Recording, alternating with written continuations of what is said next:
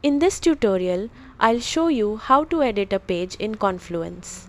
By the end of this tutorial, you'll know how to update content, format your page, add images and links, use macros, and publish your changes. Start by opening the Confluence page you want to edit. You can browse to it from your space or use the search bar at the top to find it quickly.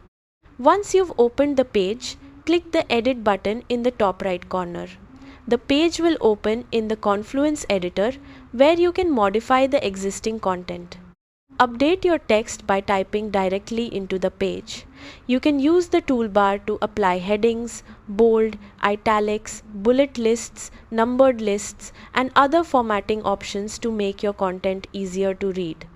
To add new content, use the Insert menu or type the / command. From there, you can insert images, files, tables, links, emojis, panels, or other useful macros to enhance your page.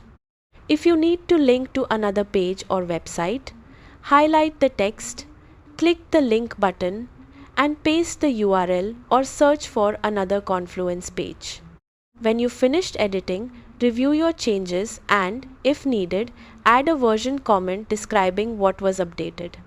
Then click Publish or Update to make your changes visible to everyone with access to the page. That's how to edit a page in Confluence.